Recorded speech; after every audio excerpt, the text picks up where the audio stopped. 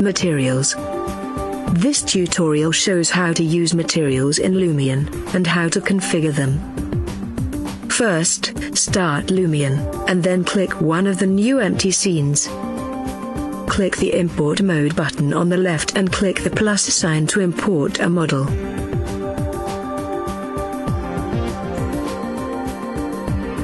Click the palette icon to start assigning materials. There are many types of materials in Lumion. First, we will start with the landscape material. Click the plus sign to add a new material definition.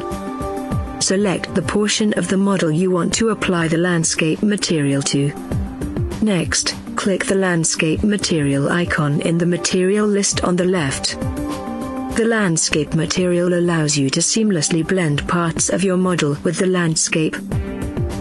After applying the landscape material, hit the OK button on the right, so we can see how the model blends with the landscape. Make sure the model intersects the landscape by moving the model down, like this.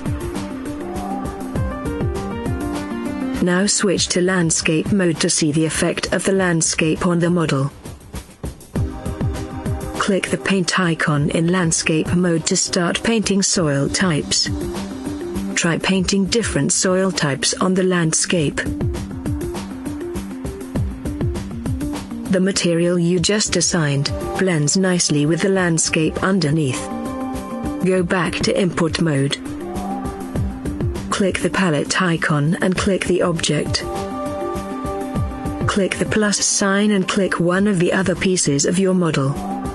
This time assign the color material type. The color material type allows you to assign a solid color to parts of your model. Use the R, G, and B sliders to change the red, green and blue components of the material color. The depth offset slider allows you to offset the depth of parts of your model. You can use this feature to force materials either behind or in front of other materials. This feature is also available in other material types and allows you to tweak materials to remove glitches. Note that material changes in Lumion are completely reversible. You can always get back to your original imported material by deleting a material assignment. Double-click the trash can icon to delete the material, and revert the material back to its imported state. Click the plus sign to add a new material. Click any part of the model that already has a texture on it. Next, click the standard material type in the material library. This material type automatically generates texture coordinates, or you can use the imported texture coordinates. If you drag the first slider, you can see how the scale of the mapping changes. A scale of 0 switches the material to use imported texture coordinates. This allows you to use all features of the material type while using your own texture coordinates and textures. The second slider on the left, called Roughness, allows you to alter the lighting gradient of the material. A bigger roughness results in quicker fall-off of the lighting.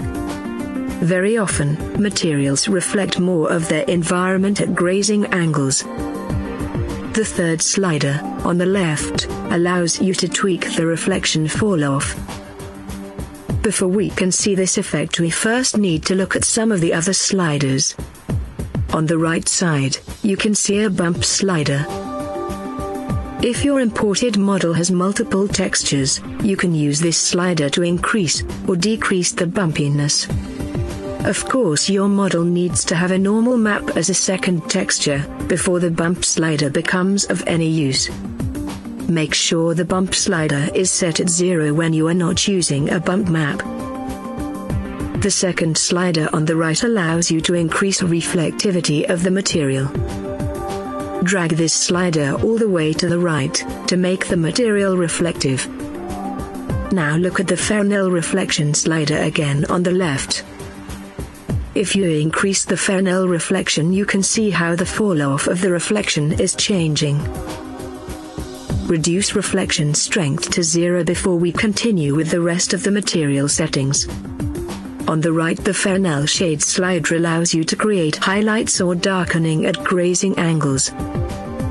This is almost similar to the Fresnel reflection, but this slider lightens or darkens the surface at grazing angles. The fourth slider on the left allows you to alter the brightness of the material. The fourth slider on the right allows you to control the emissiveness of materials. At high values, materials start to glow when the bloom post-process effect is turned on. Bloom is covered in tutorial number 7. The last slider on the bottom left allows you to control the sharpness of reflections. Dragging this slider to the left makes materials less shiny, and dragging it to the right makes materials more shiny. If you look closely, you can see 3 buttons at the bottom right. These buttons allow you to select different subsections of the material settings. Up until now, we covered all the sliders in the first section. If you click the second button, you see 2 buttons that allow you to replace textures. When you replace a texture, your old texture is not lost. You can simply double-click the trash can icon to revert back to the original texture. The third button on the right gives access to additional settings of the material. Heading, pitch and bank allow you to rotate the texture mapping. X, Y and Z allow you to offset the positions of the texture mapping. The top left slider allows you to offset the depth of the material, and functions similar to the slider of the color material we covered earlier. Let's look at some more material types. Click the light map material type. This material is for importing models which contain a light map. A light map is a texture which contains the amount of light and shadow for each part of your model. This material has sliders that allow you to tweak the depth, amount of light of the light map and amount of ambient light. Take a look at this example. The nice thing about light maps is you can use complex calculations for generating the light map. Light maps are also perfect for rendering indoor lighting at night. A light map is a texture generated in a modeling package containing the lighting for your model. Baking lighting into a light map is an easy way to get realistic lighting in real time. The drawback of light maps is that the lighting is static. You have to load a different light map if you want different lighting. Click the plus sign to add a new material. Click a surface on your model. This time, click the glass material type. We will quickly go through all the settings of the glass material type. The texture influence slider controls how much the glass is colored by the material texture.